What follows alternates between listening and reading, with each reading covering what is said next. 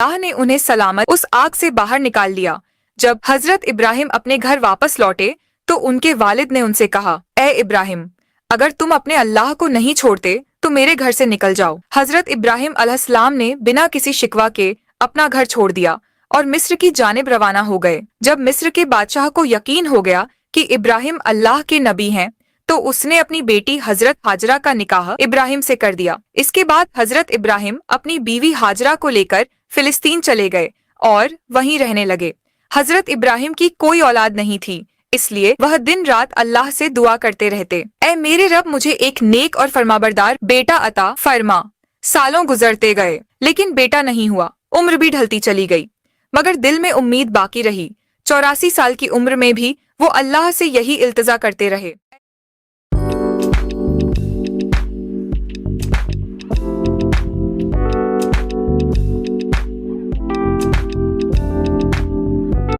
चौरासी साल की उम्र में भी वो अल्लाह से यही इल्तिजा करते रहे, ऐ अल्लाह, मैं तेरी रहमत से मायूस नहीं हूँ, मुझे एक बेटा अता कर जो बुढ़ापे में मेरा सहारा बने। आखिरकार अल्लाह ने उनकी दुआ कबूल फरमा ली।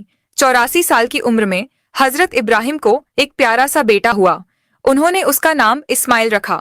आप अंदाजा लगाइए, एक बाप जिसने 84 साल की उम्र में बेटा पाया हो, उसकी मोहब्बत उस बेटे से कितनी होगी। वो हर वक्त उसे सीने से लगाए रखते, चूमते, कंधों पर बिठाकर बाजारों में फिराते, उसके साथ खेलते और हंसी करते।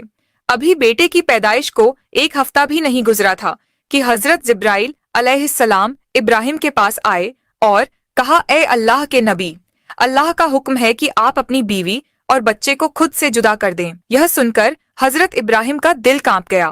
बोले, ए जिब्राइल, मैं अपनी बीवी और बच्चे को कहाँ छोड़ूं? जिब्राइल अलैहिस्सलाम ने जवाब दिया, जहाँ अल्लाह हुक्म देगा मैं वहाँ ले जाऊंगा। कल सुबह इंसानी शक्ल में ऊंट पर आऊंगा। आप अपनी बीवी और बच्चे को तैयार रखना और मेरे पीछे चलना। अगली सुबह हजरत जिब्राइल ऊंट पर सवार होकर आए। इब्राहिम अलैहिस्सलाम ने भी अपनी बीवी हाजरा और बेटे इस्माइल को ऊंट पर बिठाया और खुद भी ऊंट पर सवार हो गए। जिब्राइल का ऊंट आगे आगे, इब्राहिम का ऊंट पीछे चलता रहा।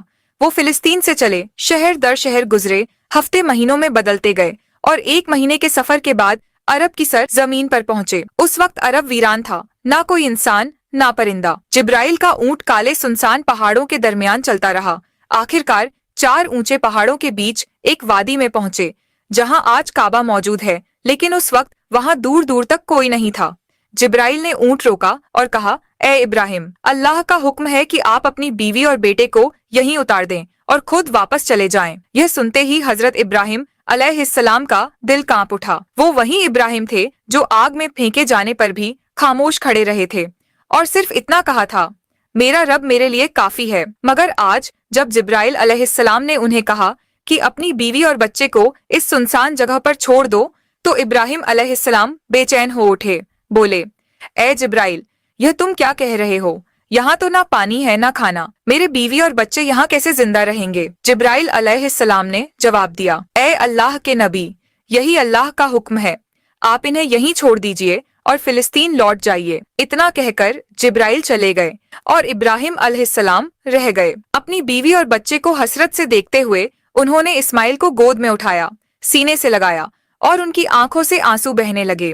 शायद दिल में यह ख्याल आया हो, क्या मैं अब इस बच्चे से जुदा हो रहा हूँ, पता नहीं फिर कभी इसे देख पाऊंगा या नहीं।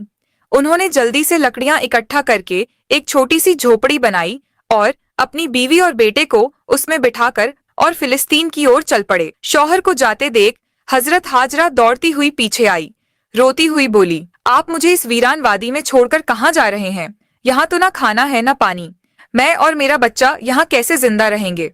हम तो मर जाएंगे। इब्राहिम अलैहिस्सलाम कुछ जवाब देने ही वाले थे कि जिब्राइल फिर आए और बोले, ए अल्लाह के नबी, आपको हुक्म है कि बीवी को कोई जवाब ना दे, बस खामोशी से फिलिस्तीन लौट जाए। दोस्तों, सोचिए उस बूढ़े बाप का दर्द जिसे 84 साल की दुआओं के बाद एक बेटा मिला, आंखों की ठंडक, दिल का सुकून, और आज वह उसी बेटे को एक वीरान जमीन पर छोड़कर जा रहा है। ऊंट आगे बढ़ रहा था और हाजरा गोद में इस्माइल को लिए उसके पीछे दौड़ रही थी। रोते हुए पूछ रही थी, आप हमें क्यों छोड़कर जा रहे हैं?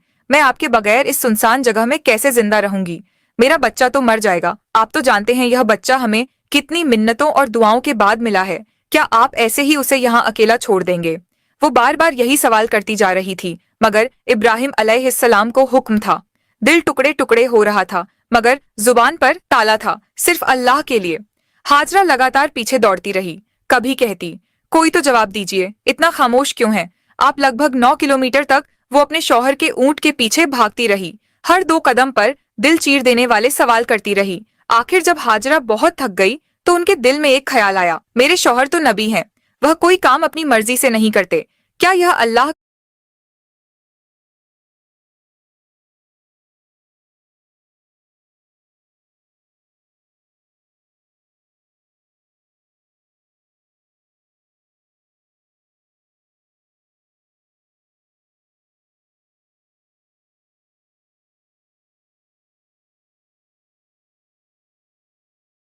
का हुक्म है कि मुझे और मेरे बच्चे को इस वीरान जगह में छोड़ दिया जाए? उन्होंने रुक कर पूछा, क्या अल्लाह ने आपको हुक्म दिया है कि मुझे और मेरे बच्चे को इस पथरीली वादी में छोड़ दिया जाए? इब्राहिम अलैहिस्सलाम ने जबान से तो कुछ ना कहा, मगर सर हिलाकर इशारा किया, हाँ, यह अल्लाह का हुक्म है। इतना सुनते ही हाजरा की आंखों में आंसू थे, मगर दिल में हिम्मत जा